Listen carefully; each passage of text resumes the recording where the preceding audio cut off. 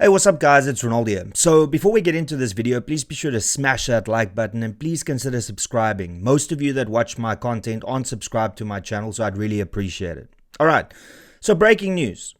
A Russian cargo plane landed in Upington on Thursday with a full load of goods, and when it left Upington, it was empty. Now, some context with regards to this. This Russian cargo plane was situated in Iran for an undisclosed amount of time. Could be days, could be weeks, could be months. But ultimately, when it left Iran, it was with a full load, and then it stopped in Tanzania, and then it came directly to South Africa with a full load.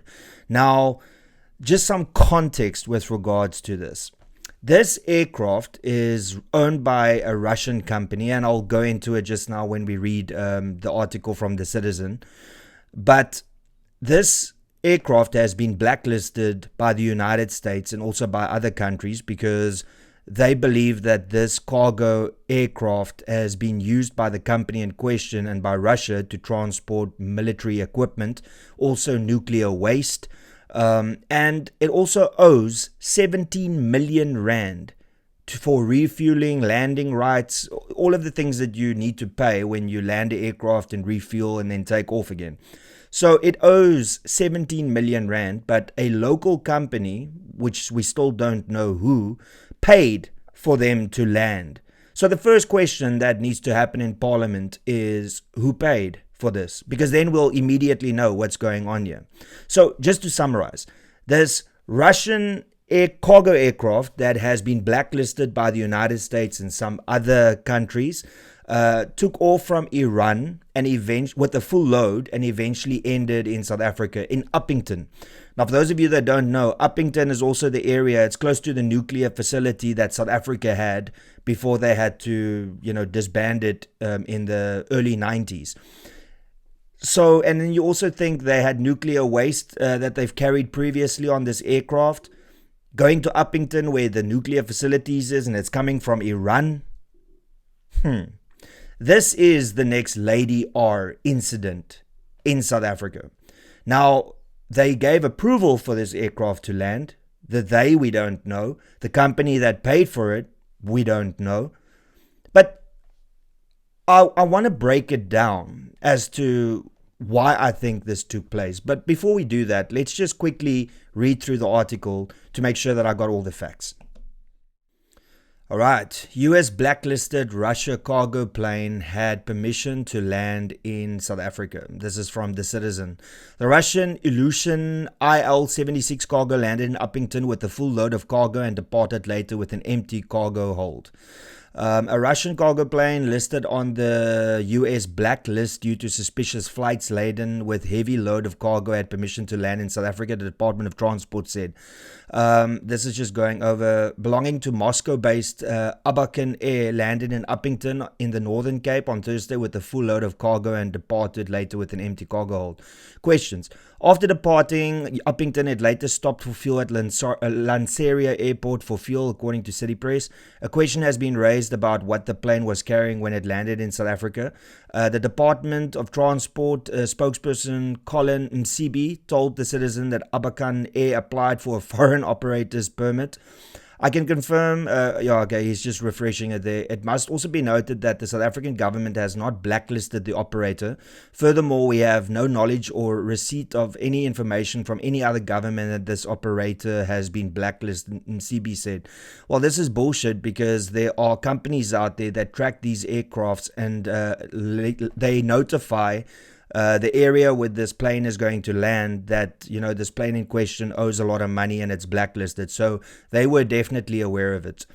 The U.S. Treasury Office of Foreign Asset Control designated Russia cargo airline Abakan Air for sanctions in June 24, citing the company's role in transporting Russian military equipment. The sanctions apply to the airline and its aircraft, which include Ilyushin the second 76. The last flight visible on Flight Radar 24 for the aircraft indicated that before its long flight to South Africa via Dar es Salaam in Tanzania, it had been in Iran for a considerable time. These operators regularly switch off their transponders so they are not visible on applications like FR24. On its website, Abakan Air stated that it holds a special Russian license for transporting cargo and radioactive substances, as approved by the Federal Air Transport Agency. Yeah, that's right, ladies and gentlemen. So let's break this down quickly, right? We know that there are strained relationships between the US and South Africa, specifically diplomatic relations. The tariffs that is hitting South Africa, the fact that we are asking for AGOA to be extended. Knowing the AGOA terms, it specifically mentions this thing that just happened should not happen, because then a country can lose its rights to participate in AGOA. Now, we know that, since Donald Trump came into power with the executive order against South Africa, against the ANC, providing refugee status for South Africans, and saying that the tariff rate that South Africa has now been revised. All of these things are a negative relationship between the United States and South Africa. Here's the thing. South Africa needs the United States. It's our second biggest trading partner. Now, we can look at BRICS and they can make us all the promises in the world, but ultimately, it's either, we have this right here and we can improve on it, or we have this potential thing and we hope that we can get something out of it, which is BRICS and the US, which is a partner that we have, and it's our second biggest trading partner. Now, with all of these things in mind, Russia and the US's relationship, Iran and the US's relationship, the fact that our relationship with the United States isn't great because of the ANC, a lot of things. One of our top military officials being in Iran and saying some insane shit. Lady R in South Africa that was mentioned, by the reports from the United States saying why sanctions should be imposed on South Africa because of example of that was Lady R. Now it'll be, Abakan Air. I just want to know the following things. Considering everything that has happened over the last couple of years that has strained this relationship between the United States and South Africa, why would the ANC allow a Russian cargo aircraft coming from Iran land in South Africa? And not only land in South Africa, land in one of the most suspicious places in South Africa where one of these military aircrafts could land. Because like I said, just outside Upington, there's that area where the nuclear tests used to be in South Africa. Now you've got a plane that is coming from Iran whose whose nuclear capability was pretty much annihilated by the United States. They send a aircraft to come and land in Upington. Why, oh why, would our government and the ANC allow a military aircraft from Russia that was stationed in Iran land in South Africa? Firstly, let's ignore what was on the aircraft. Let's say that it was the most innocent thing. It was 2 liters of Steri Stumpies, all right? Let's say it was chocolate Steri Stumpy 2 liters that they brought to South Africa. All right, let's say it was that. The way that this looks to the United States and to their allies, that on its own should have ensured that this plane should never ever have landed in South Africa. But now that it did land, now the question is what was on it? And is this going to be another commission that we'll have to go through for 3 years before we find out what was actually on it? Is this going to be the ANC investigating itself once again and finding itself innocent? This is bullshit. The ANC and the government knows that one of our most important trading partners have an issue with Russia, have an issue with Iran, and already has an issue with us. And now we are literally helping their enemies to land an aircraft that has been blacklisted by them to land in South Africa. This is why I am so upset with mainstream media and why I'm so upset with rational South Africans that don't talk about this more. Because mainstream media would rather tell you that the US is bad and that the US is not being considerate and it's being childish. But look at the actions from the ANC and from the South African government. They allow this to take place. Such a critical time because we are hoping that AGOA gets extended for another year and that South Africa can participate in that. But now we allow a Russian cargo plane coming from Iran to land in South Africa, and we don't know what the cargo is. Ultimately, it boils down to this. South Africa needs its second biggest trading partner because if it doesn't, then it's going to lose hundreds of thousands of jobs. So mainstream media can stand on a pedestal and tell us that, oh, the United States is being unreasonable, they're being childish, but yet we allow a plane from Russia that came from Iran to land in South Africa. But now mainstream media will talk about how questionable this is, but none of them will say, you know what, it's actually right for Donald Trump to impose these sanctions on South Africa and to adjust the tariffs.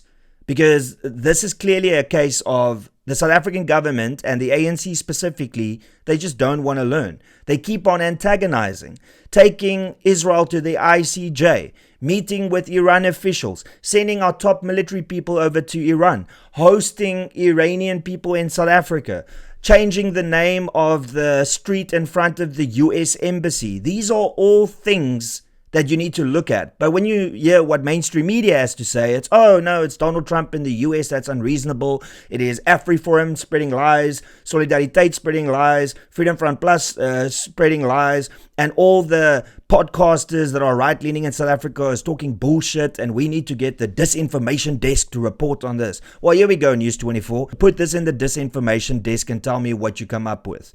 Because this is insane. Mainstream media has been protecting the ANC and the South African government to such a point that you have to ask, is it because the government is funding you, that you are batting for them and defending them so hard? It is quite clear that the Lady R was one incident. The military person in Iran was one incident. But then when you add all of these things up, you have to ask the obvious question. Are we doing dodgy shit with Russia and Iran? And all the facts point to yes, we are. So when is mainstream media that is supposed to tell us what's happening in our country going to actually do proper research and also stop spreading lies about what the United States and Donald Trump is telling us, including everybody in this country that can read and can understand basic concepts? At what point are they going to get on our side, which is the side of South Africa, and say enough is enough and expose all of this? Because this is what you get paid to do. I mean, ultimately, and to end off this video, this is another Lady R incident. And you know who's going to suffer the most out of all of this? It's not going to be the South African government. It's not going to be the politicians. And it's not going to be the ANC or their cadres. It's going to be the poorest of the poor. That is who's going to be affected by this.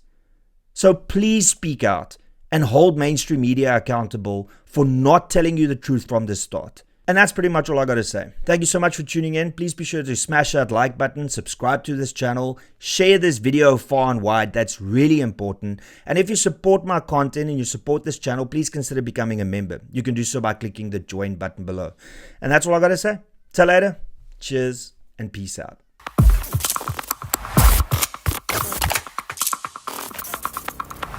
You don't even know me, but every time you see me, you say I went my massacre.